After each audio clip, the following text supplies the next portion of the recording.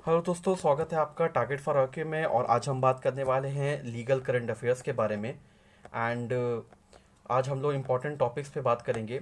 कुछ दो टॉपिक्स हमने उठाए हैं एंड उसके एक्सपीरियंस सेक्शन में हम सारी डिटेल जो बातें हैं वो जानेंगे एंड कि क्या क्या इस पर डिटेल है। तो फर्स्ट इशू जो है हमारा है why Tamil Nadu is opposing NEET exam. And जो सेकंड इशू है वो हमारा है कि ban on online gaming unconstitution. ठीक है, जो कर्नाटक हाईकोर्ट ने भी बोला है कि जो ऑनलाइन गेमिंग पे जो बैन लगाया गया है वो अनकॉन्स्टिट्यूशनल है। ठीक है, so we will move forward with this video जो कि पार्ट थर्ड है हमारे लीगल करंट अफेयर सीरीज का।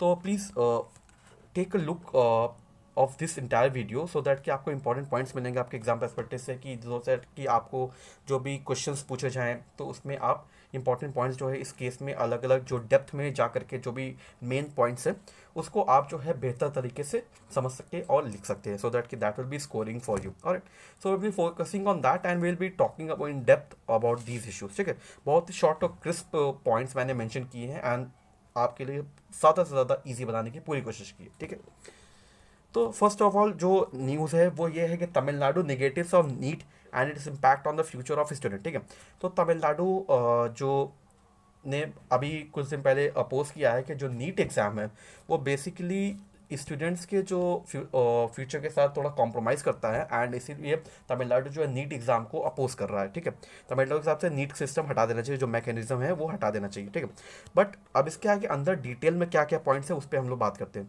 तो medical council mandated the creation of NEET. Medical council जो है वो उसने उसके रिकमेंडेशन के अकॉर्डिंग जो है नीट वो सेटअप किया गया था, नीट एग्ज़ाम जो है सेटअप किया गया था। एंड तमिलनाडु ने आर्ग्यू किया है कि NEET goes against the principle of social justice. NEET जो है वो सोशल जस्टिस के अगेंस्ट जाता है। बेसिकली जो स्टेट के पास जब पहले पावर होती थी तो उसको कब करता है and encroaches upon the federal right of the state. जैसे मैंने आपको बताया कि पहले जो स्टेट एग्जाम्स भी होते थे तो आप स्टेट अपने पॉलिसीज़ और अपने रिजर्वेशन के हिसाब से जो बैकवर्ड कम्युनिटी है उनको भी थोड़ा स्पेस दे सकती थी अपने डिस्क्रिप्शन के अकॉर्डिंग, कि अलग जैसे अलग अलग स्टेट में अलग अलग कम्युनिटी वाइज रिप्रेजेंटेशन है। कहीं पर जो बकेट कम्युनिटी कम है, कहीं पर ज़्यादा है।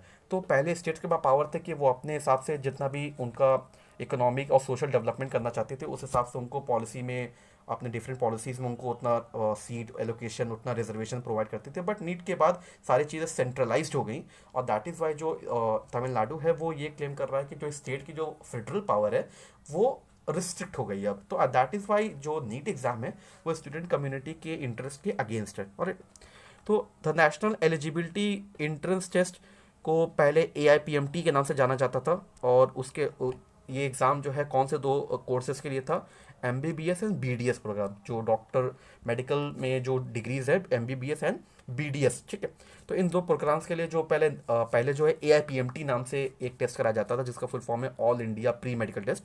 देन उसके बाद उसका नाम चेंज करके देन उसको कर दिया गया नेशनल एलिजिबिलिटी इंट्रेंस है। ये फुल फॉर्म भी आपके लिए इंपॉर्टेंट है नीट का। ठीक है, एक बहुत सिंपल क्वेश्चन है बट आपको पता होना चाहिए।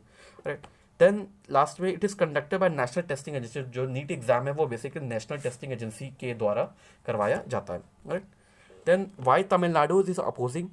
अब हम ये जानेंगे तमिलनाडु क्यों अपोज करा है। तो first of all as per AK Rajan committee, देखिए ये नाम इंपॉर्टेंट है, याद रखिएगा। AK राजन कमेटी जो है बहुत इंपॉर्टेंट है पूरे इशू का, कि उनके अकॉर्डिंग नीट ने जो कम्युनिटी वाइज रिप्रेजेंटेशन है उसको बहुत लिमिटेड कर दिया है। मतलब कि हर कम्युनिटी को इक्वल, जो बैकवर्ड कम्युनिटी है उनको एक स्पेशल चांसेस नहीं मिल रहे हैं और इसीलिए जो कम्युनिटी वाइड रिप्रेजेंटेशन है वो काफ़ी ख़राब हो गया है MBBS और हायर मेडिकल कोर्स में। And it is obstructing the desire of those under privilege of receiving. Basically जो अंडर प्रिविलेज स्टूडेंट है जिनके सोशल इकोनॉमिक डेवलपमेंट नहीं हुआ अलग अलग स्टेट में, अगर मान लीजिए ज़्यादा है तो वहाँ पे स्टेट के पास चूँकि पावर है नहीं उनको अपनी पॉलिसीज़ में रिजर्वेशन या फिर अलग तरह के स्पेशल प्रोविजन देने का, तो उनका जो ऐसे केसेस में जो अंडर प्रिविलेज बच्चे हैं उनको अपॉर्चुनिटी नहीं मिल पा रही है कि वो अपने जो मेडिकल एजुकेशन है वो रिसीव कर सके। ठीक है, ए के राजन पैनल ने ये भी पाया कि proportion of rural student fell from average of 61.45% to 50.81। ठीक है, जो रूरल स्टूडेंट की पॉपुलेशन है मेडिकल कोर्स है वो भी काफ़ी कम हो गई, 61% से 50% पे आ गई। ठीक है, और इसका रीज़न क्या है कि बेसिकली नीट का जो पेपर है वो फॉलो करता है CBSE NCERT सिलेबस को। ठीक है, तो बट कभी कभी कुछ स्टेट्स में ऐसे हैं कि जहाँ पर मोस्टली बच्चे जो है स्टेट बोर्ड के पढ़े होते हैं, तो वहाँ पे वो सीबीएसई और एनसीईआरटी के करिकुलम जो कोर्स सिलेबस होता है उससे अवेयर नहीं होते हैं। एंड दैट इज़ वाई ये प्रॉब्लम थोड़ा क्रिएट करता है कि पहले जो स्टेट एग्जाम्स भी होते थे तो वहाँ पे स्टेट बोर्ड के नॉलेज के कंपेयर को वो ध्यान में रखते बनाया जाता था paper.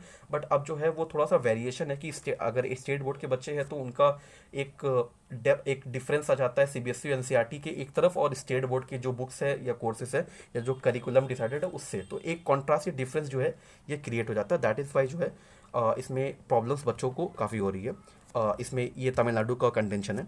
It is favouring the socio economically, Tamil Nadu का एलिगेशन है कि जो नीट एग्जाम है वो basically upper caste basically socio economically जो अमीर लोग हैं या जो वेल डेवलप्ड लोग हैं उनको फेवर कर रहा है, ना कि गरीब बच्चों को। ठीक है, Tamil medium in government school also, तो मैंने जैसे बताया कि तमिल मीडियम के जो बच्चे हैं गवर्नमेंट स्कूल में वो स्टेट बोर्ड के पढ़े होते हैं, तो उनका जो सीबीएसई एनसीईआरटी से उतना एक्सपोजर नहीं होता है। दैट इज़ वाई पेपर में कुछ क्वेश्चन कभी ऐसा होता है कि वो नहीं कर पाते, क्योंकि सीबीएसई एनसीईआरटी में वो चीज़ें मेंशन है उसे, और पेपर सीबीएसई एनसीईआरटी बना, बट बच्चे जो है स्टेट बोर्ड के एग्जाम से पढ़ के आए, स्टेट बोर्ड के कोर्सेज पढ़ के आए। दैट इज़ वाई वो एक डिफरेंस जो है क्रिएट हो जाता है। ठीक है, children having parent earning less than 2.5 lakh, the backward community, the most backward schedule caste and schedule tribe आदम। तो उनके हिसाब से जो चिल्ड्रन जिनके माता पिता की जो एनुअल इनकम 2.5 लाख से कम है, या फिर बैकवर्ड कम्युनिटी के या मोस्ट बैकवर्ड या शेड्यूल कास्ट या शेड्यूल ट्राइब है, ये लोग काफ़ी अफेक्टेड है। ऑलराइट, देन अब तमिलनाडु को चाहिए क्या? It wants to dispense with the NEET हटाना चाहते हैं। Bill have been presented on the recommendation of A K. Rajan committee. मैंने आपको बोला ए.के. राजन कमेटी, याद रखिएगा, जो है बिल जो है ये पेश किया गया है तमिलनाडु में कि नीट को हटाया जाए, और ये पास किया गया लेजिस्लेटिव असेंबली में बेसिकली कि एडमिशन जो है मेडिकल कोर्सेज में वो 12 मार्क के क्लास 12 के मार्क्स के बेसिस पे दिया जाए, ना कि टेस्ट के बेसिस पे, ताकि एक बराबर जो है जस्टिस हो सके। उनका ये भी कहना है कि NEET is beneficial mostly to the private training institute. उनका ये कहना है कि नीट की वजह से जो प्राइवेट ट्रेनिंग इंस्टीट्यूट है, एजुकेशन इंस्टीट्यूट है, उनको फ़ायदा पहुंच रहा है, और अमीर जो बच्चे हैं उनको फ़ायदा पहुंचा, ना कि गरीब बच्चों को। ठीक है, और इसमें एक रेफरेंस भी दिया गया है in Modern Dental College versus Madhya Pradesh government. Supreme Court ने कहा था कि state government has a power to legislate on student admission to higher. उसमें कहा गया था, सुप्रीम कोर्ट ने कहा था कि स्टेट के पास पूरी पावर होनी चाहिए कि बच्चों का जो एडमिशन है वो हायर एजुकेशनल इंस्टीट्यूशन में अपने अकॉर्डिंग वो गवर्न कर सके। ठीक है, तो ये सारे कंटेंजेंस तमिलनाडु के साइड से हैं। ठीक है, देन क्या क्या रेमेडीज अवेलेबल तमिलनाडु पर? आर्टिकल 131 में वो एक्सक्लूसिव जुरिडिक्शन में सुप्रीम कोर्ट के पास जा सकते हैं। ठीक है, जब डिस्प्यूट होता है स्टेट और सेंटर के बीच में, तो आर्टिकल 131 के अंडर जो है केस फाइल किया जाता है। देन आर्टिकल 254 कॉन्स्टिट्यूशन में स्टेट गवर्नमेंट को ये पावर दी जाती है कि वो लेजिस्लेशन कोई पास ऐसा कर सकते हैं जिससे कोई सेंट्रल गवर्नमेंट का जो एक्ट है उसको निगेट किया जा सकता है, अगर वो मैटर जो है कंकरेंट लिस्ट में फॉल करता है। ठीक है, 3 तरह की लिस्ट होती है, यूनियन, स्टेट एंड कंकरेंट। तो कंकरेंट में अगर कोई मैटर पास करता है जिसमें स्टेट और यूनियन गवर्नमेंट दोनों का कंट्रोल होता है, तो वहाँ पर स्टेट गवर्नमेंट कोई लेजिस्लेशन पास कर सकती है जिसके अकॉर्डिंग जो सेंट्रल गवर्नमेंट का जो एक्ट है वो कैंसिल या निगेट किया जा सकता है। और article 254 requires the ascent of the president. But इसमें यह है कि इसमें प्रेसिडेंट का एसेंट, प्रेसिडेंट की कंफर्मेशन मिलना ज़रूरी होता है। ऑलराइट, तो ये सारे पॉइंट्स जो हैं अवेलेबल। अब हमारा नेक्स्ट केस है ban on online gaming unconstitutional. Karnataka high court ने बेसिकली बोला है कि जो ऑनलाइन गेमिंग पे बैन है वो अनकॉन्स्टिट्यूशनल है। अब उसमें जानते हैं क्यों। कर्नाटक हाई कोर्ट ने जो कर्नाटक पुलिस अमेंडमेंट एक्ट जिसमें अंडर जो है ऑनलाइन गेम को बैन किया गया था उसको स्ट्रक डाउन कर दिया है, कैंसिल कर दिया, निगेट कर दिया, और बोला कि ऑनलाइन गेम पे जो बैन है वो अनकॉन्स्टिट्यूशनल है। ठीक है, और उसमें रीज़न क्या दिया है कि the act was ultra vires the constitution. Act जो है वो कॉन्स्टिट्यूशन के जो लिमिट है वो एक्सीड कर रहा है, मतलब आर्बिट्रेरी और अनजस्ट एक्शन है और जस्टिफाइड नहीं है। ठीक है, उसके बाद ये भी बोला गया कि betting and gambling in with provision. उन्होंने ये भी बोला कि बेटिंग और गैम्बलिंग जो है वो प्रोविजन कॉन्स्टिट्यूशन के जो प्रोविजन है उसको जो बैन है वो कॉन्स्टिट्यूशन के प्रोविजन के अकॉर्डिंग होना चाहिए, ना कि अनऑथराइज्ड वे में। और writ of mandamus was issued to restrain the respondent for interfering with online. और रिट ऑफ मैंडेमस भी इशू किया गया ताकि रिस्पोंडेंट को रोका जा सके कि वो ऑनलाइन गेमिंग बिजनेस में जो हिंड्रेंस है वो क्रिएट ना कर सके। ठीक है, ये बातें कोर्ट ने बोली है। देन अब कर्नाटक पुलिस अमेंडमेंट बिल जिसको निगेट किया गया उसमें क्या प्रोविजंस थे basically? The legislation provide all form of betting और वेजरिंग कनेक्शन विद। तो जो लेजिस्लेशन था वो हर तरह की बेटिंग और वेजरिंग को जो है जो भी गेम से या चांस से रिलेटेड होता है उसको बैन करता है, बट वो हॉर्स रेसिंग को अलाउ करता है। ये ध्यान दीजिएगा, हॉर्स रेसिंग अलाउ करता है। ठीक है, वो बैन नहीं करता है। और act ban all format of online gaming including wagering, betting and gambling. तो एक्ट जो है वो हर तरह के जो गैम्बलिंग है उसको प्रोहिबिट करता है, जैसे वेजरिंग हो गया, बेटिंग हो गया, गैम्बलिंग हो गया, इस तरह के सारे एक्ट को जो वर्ड करता है। और वॉलेशन जो है नॉन बेलेबल ऑफेंस, मतलब बेल नहीं हो सकती, उसको नॉन बेलेबल ऑफेंस जो है माना गया था। अगर कोई पकड़ाता है तो वो नॉन बेलेबल ऑफेंस माना जाएगा उसको। Government ban online game using electronic means virtual currency electronic transfer of associated with any games game. And MPL was the first company to be, तो एमपीएल जो है वो फर्स्ट कंपनी थी जिसको ban किया गया था, ठीक है। और गवर्नमेंट ने भी जो ऑनलाइन गेमिंग को पूरी तरह बैन कर दिया, जिसमें इलेक्ट्रॉनिक मीन से जो भी चलती है वर्चुअल करेंसी इस्तेमाल होता है। तो हर तरह के बैन जो बैन है उसको गवर्नमेंट ने, जो गेम्स है उसको गवर्नमेंट ने पूरी तरह बैन कर दिया था। और देन कोर्ट ने क्या कहा, वॉलेशन ऑफ फंडामेंटल राइट, और तो कोर्ट ने कहा कि जो बैन है वो अनकॉन्स्टिट्यूशनल है। क्यों?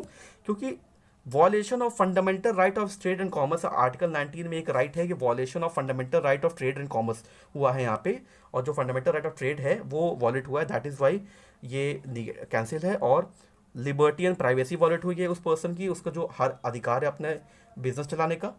एंड स्पीच एंड एक्सप्रेशन जो है वो भी वॉलेट हुआ है, जो आर्टिकल 19 है वो भी वॉलेट हुआ, ठीक है। उसके बाद कोर्ट ने ये भी कहा कि इसमें ये नहीं बताया गया कि गेम और स्किल होती है। देखिए, दो तरह के गेम्स होते हैं, कहीं पर चांस की बात होती है, कहीं पर लोग अपनी स्किल से, अपनी नॉलेज के बेसिस पे कोई गेम खेलते हैं जिसमें गेस होता है, लेकिन वो गेस टोटली बेस्ड होता है उस पर्सन के नॉलेज के अकॉर्डिंग। तो इसमें कोर्ट ने ये बोला कि यहाँ पर गेम ऑफ स्किल और गेम ऑफ चांस में कोई डिफरेंस नहीं बात की गई है, एंड दैट इज वाई ये जो डिसीजन है वो इलीगल है। उसके बाद कोर्ट ने कहा ना, no committee was form to justify. उसके बाद जो कोर्ट ने कहा कि आपने बैन तो किया, बट आपने की जो एक्शन है वो किसी कमेटी के रिपोर्ट के बेसिस पर नहीं है, इसलिए ये गलत है। और रेगुलेशन ऑफ ऑनलाइन गेम में भी बेटर है, और कोर्ट ने कहा कि जो रेगुलेशन ऑनलाइन गेमिंग है उसका रेगुलेशन ज़्यादा ज़रूरी है, ना कि उसको बैन करना। और तमिलनाडु पहला स्टेट था जिसने ऑनलाइन गेमिंग को बैन किया था 2017 में, तो इस इंपॉर्टेंट पॉइंट को ध्यान में रखिएगा। और so that's all for today, and we have discussed all these topics in a very detailed manner, and hope you like all the content that we have discussed so far. So till that time हम कुछ नए videos के बारे में, जो हमारे legal current affair, जो other news है या इश्यूज़ है, उन पे बात करेंगे। And till that time we would like to conclude that video. Alright, thank you.